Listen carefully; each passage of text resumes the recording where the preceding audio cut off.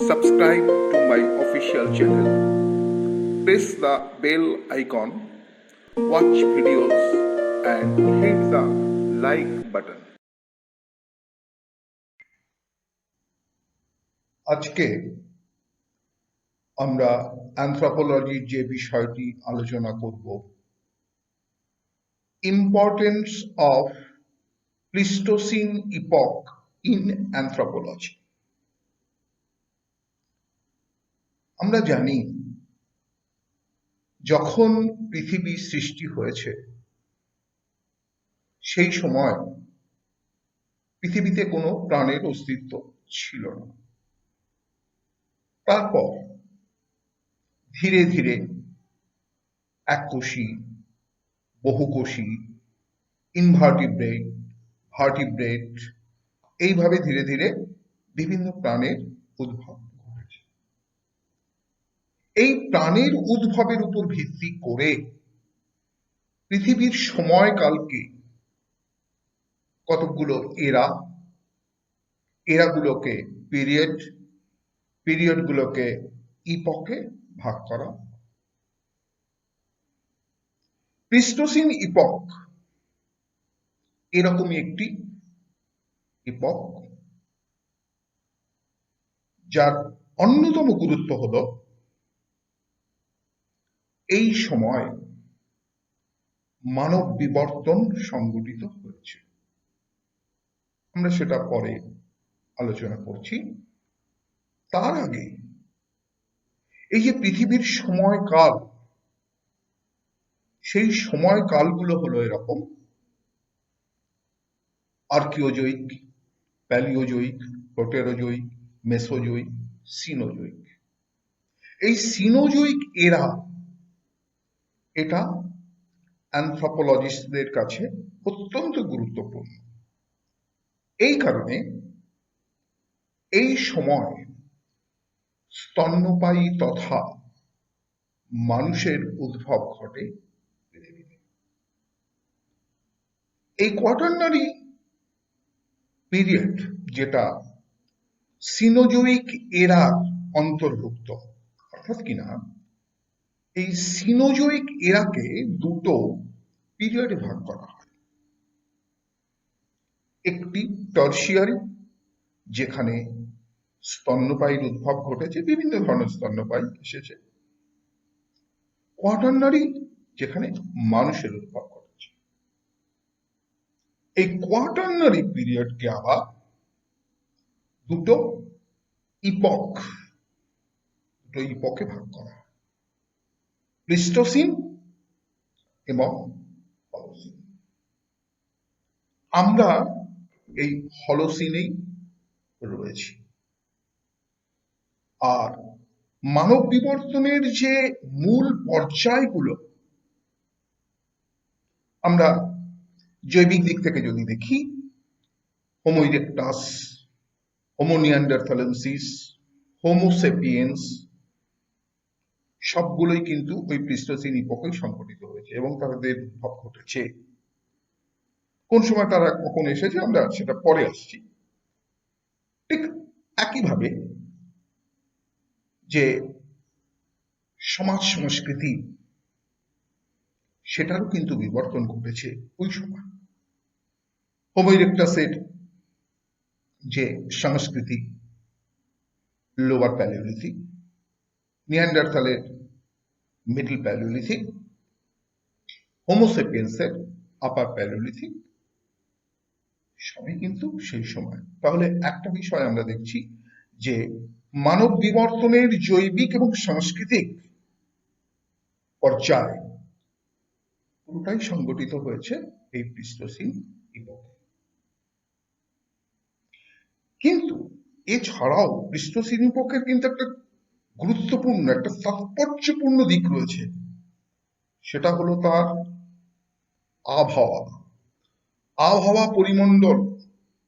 যে আবহাওয়া পরিমণ্ডল মানব বিবর্তনে একটা বড় ভূমিকা পালন করেছে, সেই আবহাওয়ার একটা ব্যাপক তারতম্য লক্ষ্য করা গেছে এই প্লিস্টোসিন ইপকে।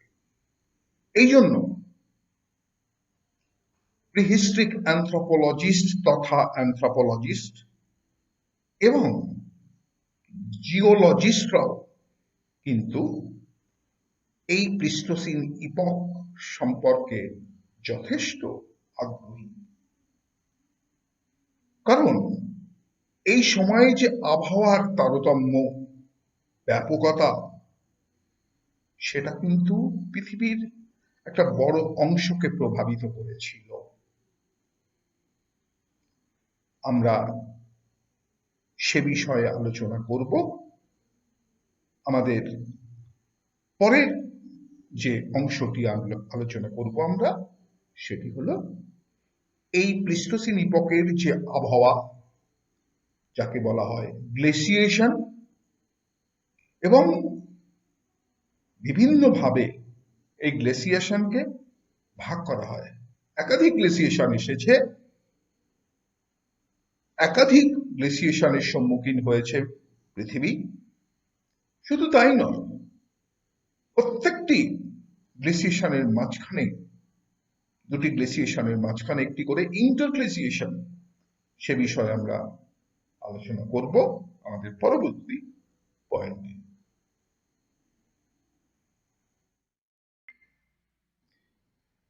এবারে আসা যাক প্লিস্টোসিন ইপকের যে আবহাওয়া, সেই আবহাওয়া সম্পর্কে আমরা আলোচনা করি।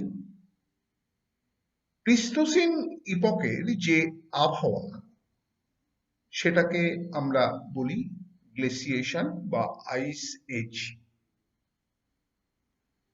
এই গ্লেসিয়েশন বা আইস এজ এর ব্যাপকতা ছিল ভীষণ। প্যালিওন্টোলজিস্টরা মনে করেন পৃথিবীতে একবার নয়, একাধিকবার গ্লেসিয়েশন এসেছে, এবং এই প্রসঙ্গে পেঙ্ক এবং ব্রুকনার, দুই প্যালিওন্টোলজিস্ট, এরা আল্পস পর্বত থেকে যে নমুনা সংগ্রহ করেছেন, তার উপর ভিত্তি করে তারা বলছেন পৃথিবীতে একবার নয়, অন্তত 4 বার গ্লেসিয়েশন এসেছে। এবং আল্পস পর্বতের উত্তরের কয়েকটা ছোট ছোট নদীর নামে তারা এই গ্লেসিয়েশনকে নামকরণ করেছেন। যেমন Goonj first glaciation, মিন্ডেল second glaciation, রিস থার্ড গ্লেসিয়েশন এবং উর্ম ফোর্থ গ্লেসিয়েশন। এবং মনে রাখতে হবে এই গ্লেসিয়েশন গুলোর ডিউরেশন, স্থায়িত্ব বেশ কয়েক হাজার বছর, হাজার হাজার বছর, অন্তত পক্ষে 40-50 বছর, হাজার বছর, 40-50 হাজার বছর মিনিমাম তার ডিউরেশন, এবং 80-90 হাজার পর্যন্ত তার ডিউরেশন ছিল হাইয়েস্ট। সেই কারণে এটাকে বৃহৎ গ্রেট আইস এজ বলা হয়ে থাকে, কারণ হাজার হাজার বছর ধরে চলেছে, এবং একটা একটা নয়, অন্তত পক্ষে 4টে, এক একটা মিনিমাম 40,000 বছর ডিউরেশন, ম্যাক্সিমাম 80-90 হাজার। এই যে ব্যাপকতা, এই ব্যাপকতার কারণেই কেউ কেউ এটাকে গ্রেট আইস এজ বলে থাকে। শুধু তাই নয়, এই আইস এজ, বরফ পড়ছে হাজার হাজার বছর ধরে, প্রত্যেকটা গুঞ্জ মিন্ডেল, এই দুয়ের মাঝখানে একটা সাময়িক বিরতি, যেটাকে তারা বলছেন ইন্টারগ্লেসিয়েশন।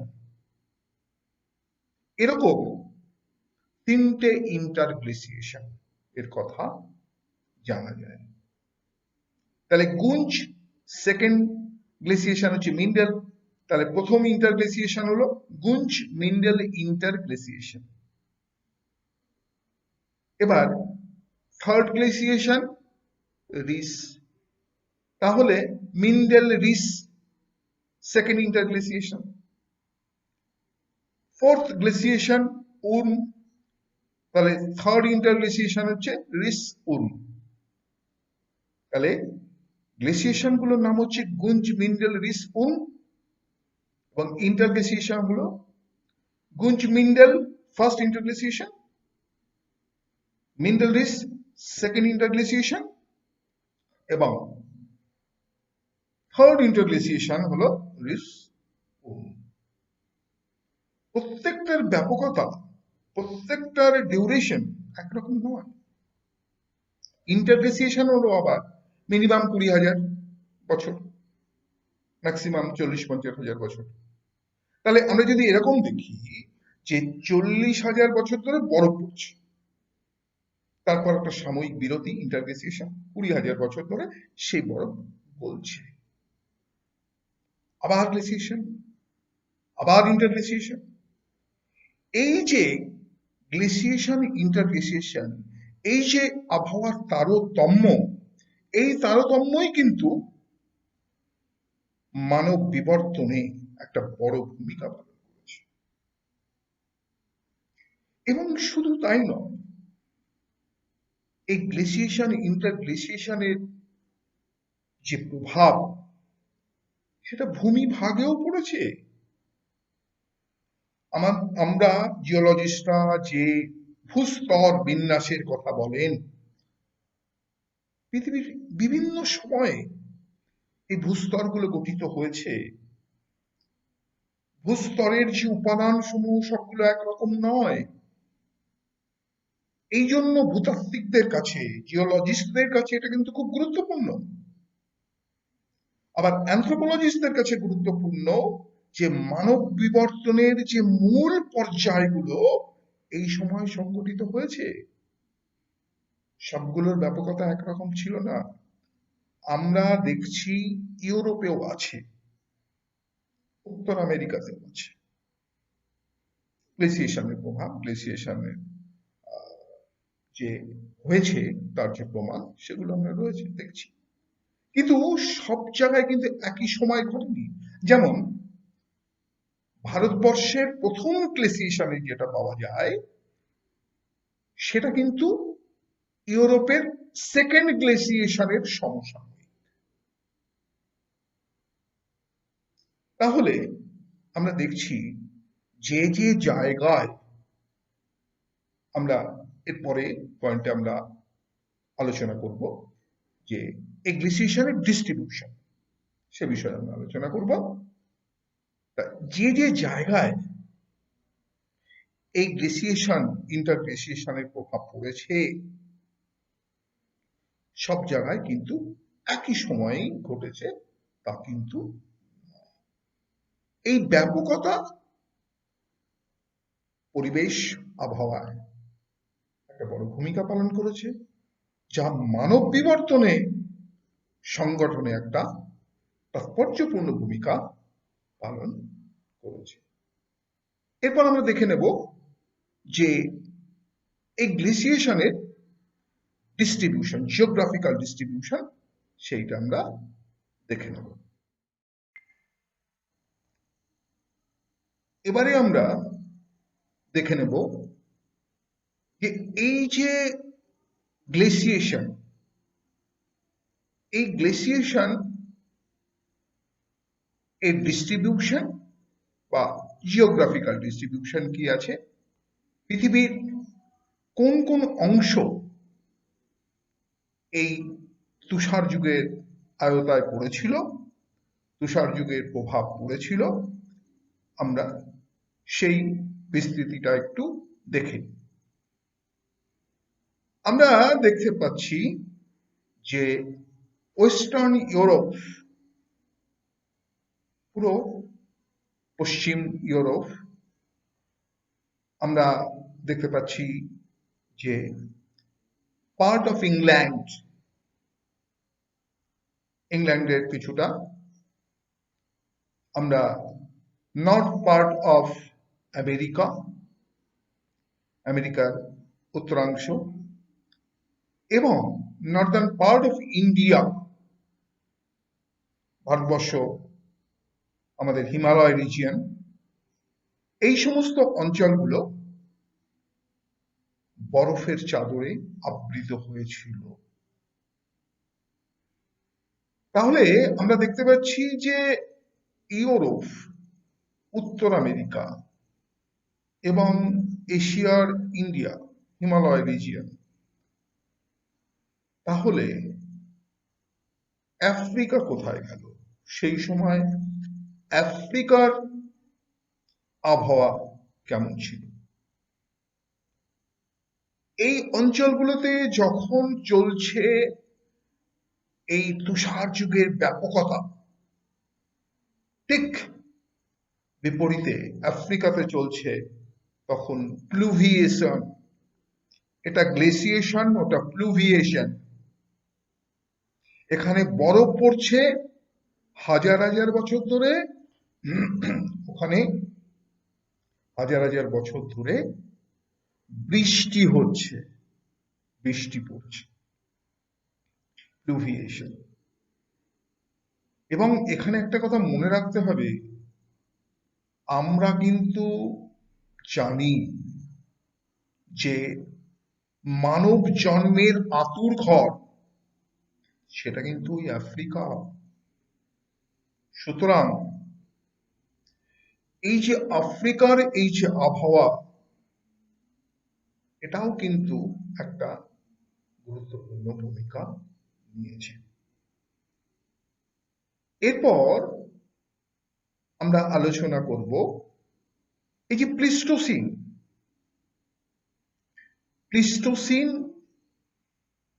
এই সময় মানব বিবর্তন সংগঠিত হয়েছে, আবহাওয়ার ব্যাপক তারতম্য ঘটেছে। এই প্লিস্টোসিনের আবার বিভিন্ন ভাগ রয়েছে। আমরা যেমন গ্লেসিয়েশনের বিভিন্ন নামকরণ করলাম, ভাগ বললাম, তেমনি প্লিস্টোসিনেরও রয়েছে বিভিন্ন টাইপ। এবং কোন প্লিস্টোসিন, বিভিন্ন যে টাইপ রয়েছে, লোয়ার প্লিস্টোসিন, মিডল প্লিস্টোসিন, আপার প্লিস্টোসিন ইত্যাদি, কোন প্লিস্টোসিনের সাথে কোন গ্লেসিয়েশন, ইন্টারগ্লেসিয়েশনের সম্পর্ক রয়েছে, সেই জিনিসটা। প্লিস্টোসিন মানে কিন্তু অনেকেই ভাবে যে প্লিস্টোসিন মানে হচ্ছে তুষারযুগ। না, প্লিস্টোসিনের আবহাওয়া পরিমণ্ডলটাই হচ্ছে গ্লেসিয়েশন। তাহলে কোন প্লিস্টোসিনের সাথে, কোন টাইপ অফ প্লিস্টোসিনের সাথে কোন গ্লেসিয়েশনের সম্পর্ক, তার যে বিস্তৃতি, সেইটা আমরা দেখব এরপর, টাইপস অফ প্লিস্টোসিন।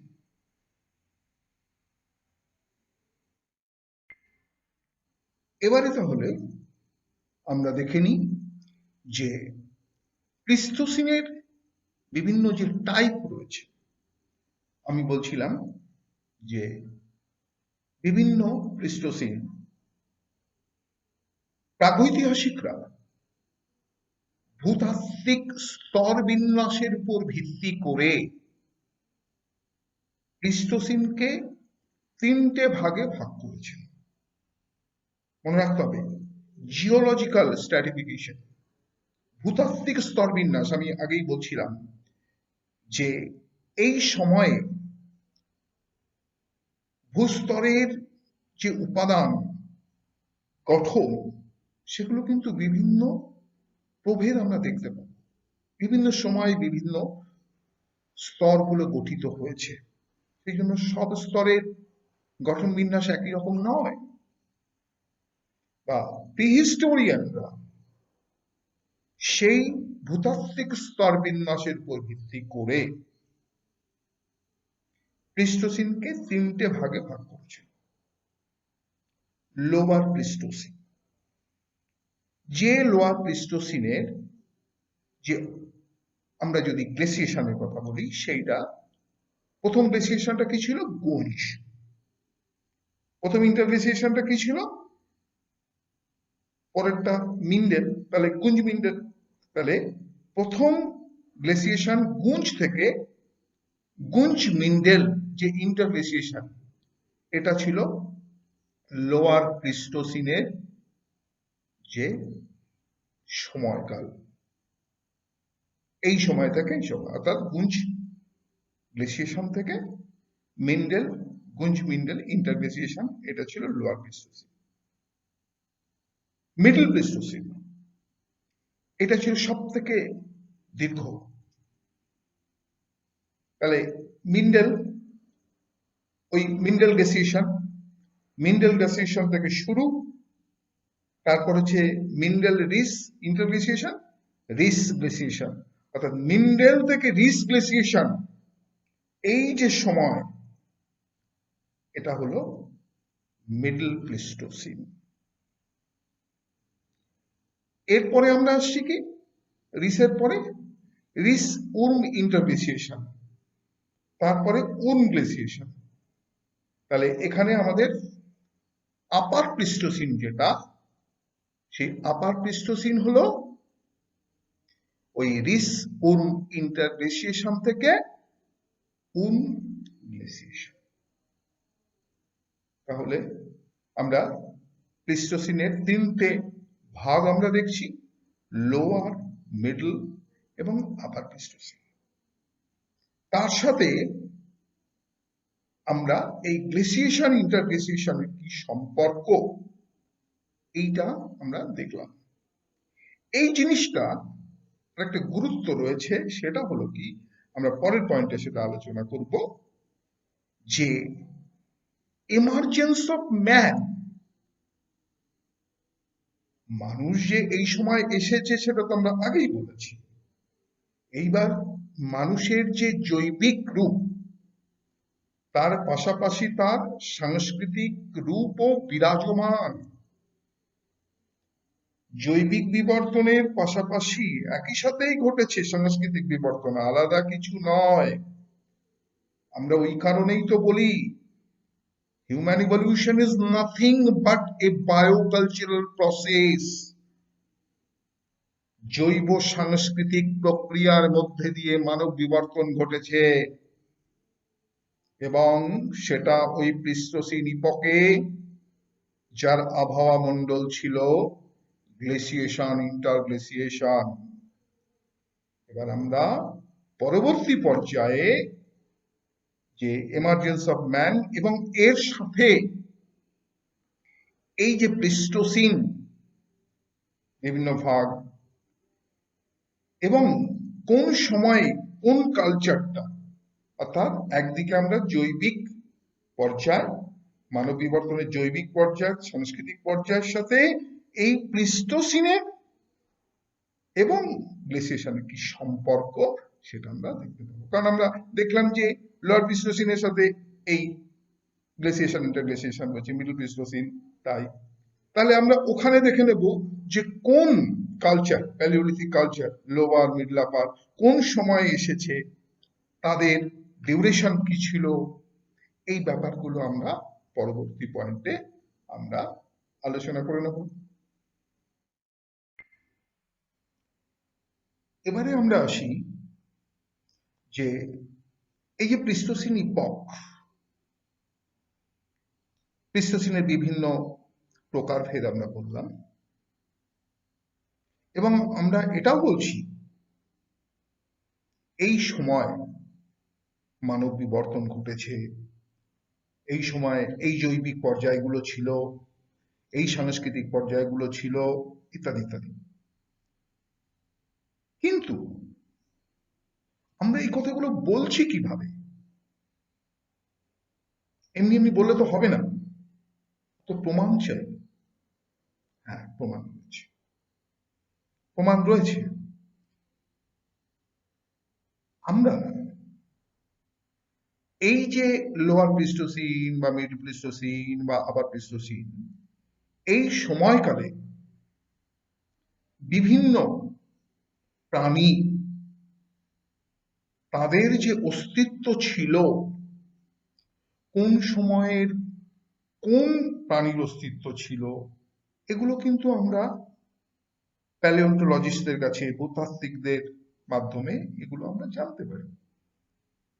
যেমন লোয়ার প্লিস্টোসিন। লোয়ার প্লিস্টোসিনে ছিল এমন একটি প্রাণী, হাতির একটা স্পিসিস, এলিফ্যাস মেরিডিওনালিস। এই প্রজাতিটি ছিল লোয়ার প্লিস্টোসিনে। আমরা আগেই বলেছি যে লোয়ার প্লিস্টোসিনের স্থায়িত্বকাল, তার যে ডিউরেশন, কোন গ্লেসিয়েশন থেকে কোন ইন্টারগ্লেশন ইত্যাদি বলেছি। মিডল প্লিস্টোসিনে ছিল এলিফ্যাস অ্যান্টিকিউয়াস। এলিফ্যাস অ্যান্টিকিউয়াস এই প্রজাতিটি ছিল, হাতির এই প্রজাতিটি ছিল মিডল প্লিস্টোসিনে। আপার প্লিস্টোসিনে ছিল হাতির আরেকটি প্রজাতি, এলিফ্যাস প্রাইমোজেনিয়াস। এগুলো আমরা জানতে পারি। ফলে যে সেই সময় যে বিভিন্ন প্রাণীর যে অস্তিত্ব এবং পাশাপাশি যে মানুষ এবং তার যে সাংস্কৃতিক অস্তিত্ব ছিল, সেগুলো এবারে আমরা বলবো। যেমন আমরা মানব বিবর্তনের যে জৈবিক পর্যায়, সেই জৈবিক পর্যায়টা প্রথম হোমো ইরেক্টাস। হোমো ইরেক্টাস তাদের সংস্কৃতি কি ছিল? Lower palaeolithic. এই লোয়ার প্যালিওলিথিক এটা ছিল, আমরা যদি হাতিয়ার বলি যে সাংস্কৃতিক বিশেষত্ব, এটাকে বলা হয় কোর ট্রেডিশন, কোর টুল। কোর টুল ট্র্যাডিশন ছিল লোয়ার প্যালিওলিথিকের অন্যতম বিশেষত্ব। এবং এই সংস্কৃতির স্রষ্টা ছিল হোমো ইরেক্টাস মানব গোষ্ঠী। এবং গ্লেসিয়েশনের সাথে, প্লিস্টোসিনের সাথে এর সম্পর্কটা কি, সেটা আমরা একটু দেখে নিই। এবং এই যে লোয়ার প্যালিওলিথিক, এর যে ব্যাপকতা, এর যে বিস্তৃতিটা, এটা ছিল সব থেকে বেশি। ওই গ্লেসিয়েশন থেকে শুরু করে রিস উর্ম ইন্টারগ্লেসিয়েশন পর্যন্ত ছিল এর বিস্তৃতি। এই টোটাল সময়টা লোয়ার প্যালিওলিথিক, যেখানে ছিল কোর টুল ট্র্যাডিশন, যার স্রষ্টা ছিল হোমো ইরেক্টাস, প্রথম মানব গোষ্ঠী যারা সোজা হয়ে দাঁড়াতে বা হাঁটতে পারত। সম্পূর্ণ সোজা হয়ে নয়, সেটা আমরা পরে অন্য বিষয়ে আলোচনা করব। এবং আমরা যদি সময়কালটা দেখি, এই সময়কালটা কি ছিল? প্রায় 10 লক্ষ থেকে 1.5 লক্ষ বিসি এইটা ছিল এই লোয়ার প্যালিওলিথিক বা হোমো ইরেক্টাসের সময়। তাহলে এখান থেকে আমরা ক্যালকুলেট করে নিতে পারবো যে ওই প্লিস্টোসিন, আমরা আগেই বলেছি যে লোয়ার প্লিস্টোসিন কোনটা, গ্লেসিয়েশন আর গুঞ্জ মিন্ডেল ইন্টারগ্লেসিয়েশন এটা। আর মিডল প্লিস্টোসিন কি ছিল? যে মিন্ডেল গ্লেসিয়েশন থেকে রিস। আর এটা আরো ছাড়িয়ে চলে গেল যে মিন্ডেল, রিস, তারপরে যে রিস উন, তাহলে রিস উন পর্যন্ত, তাহলে গুঞ্জ থেকে রিস উন, তার মানে মিডল প্লিস্টোসিনে ছাড়িয়ে চলে গেল। আপার প্লিস্টোসিনের খানিকটা এসে গেল। এই টোটালটা হচ্ছে লোয়ার প্যালিওলিথিক কালচার হোমো ইরেক্টাসের সময়, যেটা ছিল 10 লক্ষ বিসি থেকে প্রায় 1.5 লক্ষ বিসি। এবারে আমরা আসি মিডল প্যালিওলিথিক, দ্বিতীয় যে মানব সংস্কৃতির পর্যায়, যাদের স্রষ্টা ছিল নিয়ান্ডারথাল, হোমো নিয়ান্ডারথালেন্সিস, নিয়ান্ডারথাল গ্রুপ। ইউরোপের যে মুস্তেরিয়ান কালচার, নিয়ান্ডারথালকে বলা হয় সেই মুস্তেরিয়ান কালচারের স্রষ্টা। যে মুস্তেরিয়ান কালচারের বিশেষত্ব ছিল ফ্লেক টুল, ওটা ছিল কোট টুল, এটা হচ্ছে ফ্লেক টুল। এবং 1.5 লক্ষ বিসি থেকে 20,000 বিসি সময়কালটা। এবং এটা কিন্তু গ্লেসিয়েশনের, আমরা যে লাস্ট গ্লেসিয়েশন যেটা উর্ম, এই উর্মকে কিন্তু দুটো ভাগে ভাগ করা হয়, যেটা আমি আগে বলিনি, এখন বলছি। এই উর্ম 1, উর্ম 2, এই নিয়ান্ডারথালে এসেছে উর্ম 1 লাস্ট গ্লেসিয়েশনের প্রথম অংশে। নিয়ান্ডারথাল, নিয়ান্ডারথাল গোষ্ঠী, নিয়ান্ডারথাল মানুষও বলা হয়, আবার হোমো নিয়ান্ডারথালসিস টোটাল গ্রুপটাকে নির্দেশ করা হয়। ওই হোমো ইরেক্টাস থেকে নিয়ান্ডারথাল আর একটু অ্যাডভান্স গ্রুপ, জৈবিক দিক থেকে, অবশ্যই সাংস্কৃতিক দিক থেকে। এরপর আমরা আসি হোমোসেপিয়েন্স। এই হোমোসেপিয়েন্স আমাদের, আমরা যারা হোমোসেপিয়েন্স, সেপিয়েন্স ডিরেক্ট অ্যানসেস্টর হচ্ছে হোমোসেপিয়েন্স। এরা ছিল ওই উর্ম 2, উর্ম 2 লাস্ট গ্লেসিয়েশনের লাস্ট পার্ট। এবং এরা হচ্ছে, আমরা যে আপার প্যালিওলিথিক কালচার, হোমো ইরেক্টাসটা লোয়ার, নিয়ান্ডারথালটা মিডল, আপার প্যালিওলিথিক কালচার, তার স্রষ্টা হলো এই হোমোসেপিয়েন্স। ক্রোম্যাগনন, গ্রিমাল্ডি, চ্যামসেলেট, এরা হচ্ছে রিপ্রেজেন্টেটিভ এই সময়কার বিভিন্ন মানব গোষ্ঠী, হোমোসেপিয়েন্সের অন্তর্ভুক্ত যারা। এবং এই আপার প্যালিওলিথিক কালচার আগের দুটো কালচার থেকে কিন্তু যথেষ্ট অ্যাডভান্স। হ্যাঁ, লিথিক কালচার, স্টোন এজ তো চলছে। প্যালিওলিথিক, তার 3টে ভাগ, লোয়ার, মিডল, আপার, এটাও লিথিক, আপার প্যালিওলিথিক। কিন্তু স্টোনের সাথে এই সময় বোন, অ্যান্টেলার, এগুলোর অন্তর্ভুক্তি ঘটেছিল। এগুলো হাতিয়ার বা হাতিয়ারের অনুষঙ্গ হিসাবে ব্যবহার করা হতো বলে অনুমান করা যায়। তাহলে আমরা এখানে একটা অ্যাডভান্সমেন্ট দেখতে পেলাম যে স্টোনের পাশাপাশি বোন অ্যান্টেলার এসেছে। এবং যে স্টোনগুলো, যে স্টোন টুলগুলো পাওয়া গেছে, তা থেকে সেই সময়ের জীবন জীবিকা সম্পর্কে একটা ধারণা পাওয়া যায়।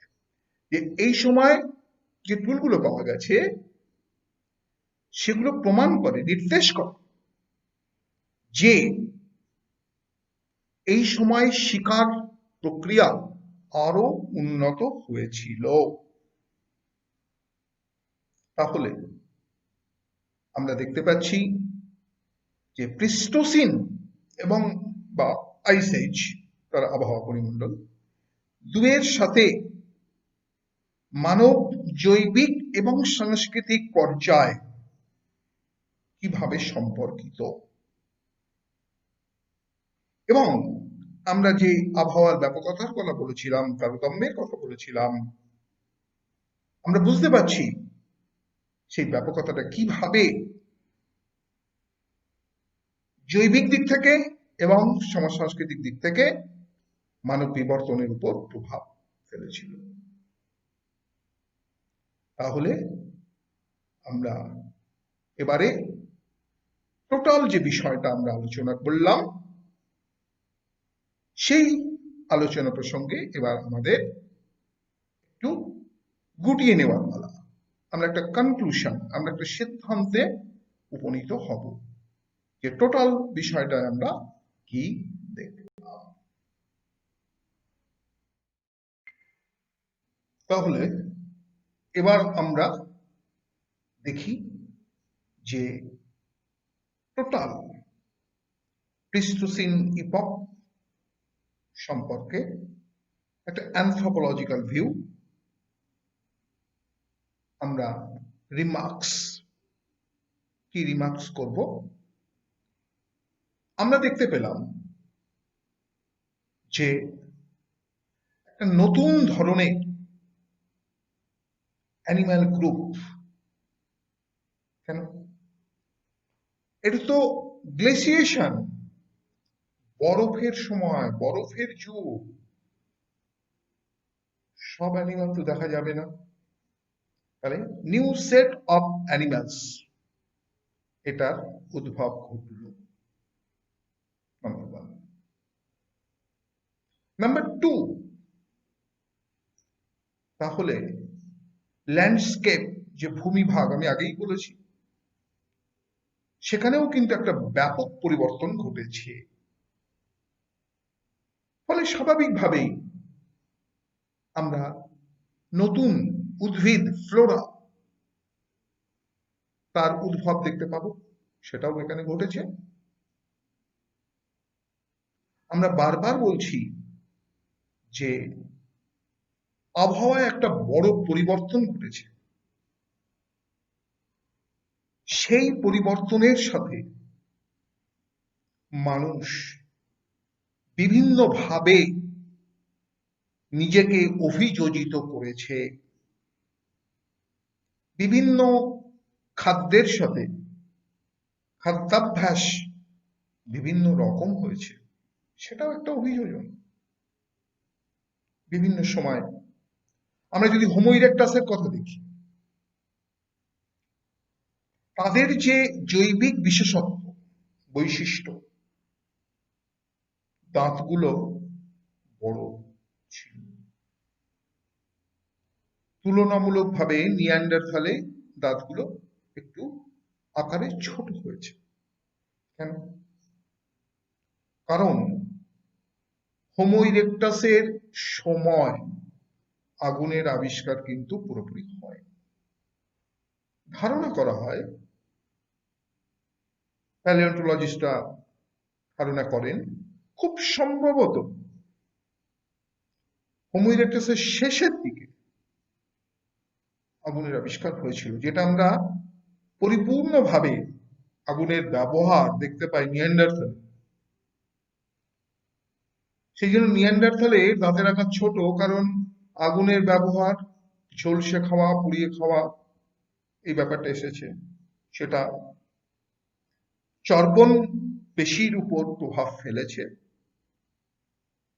যেটা কিন্তু আমরা হোমো ইরেক্টাসের ক্ষেত্রে দেখতে পাবো। তাহলে আগুনের আবিষ্কার একটা নতুন কালচারাল প্যাটার্ন, যেটা খাদ্যাভ্যাসকে পরিবর্তন করেছে, প্রভাব ফেলেছে। মানুষ তার সাথে অভিযোজিত হয়েছে।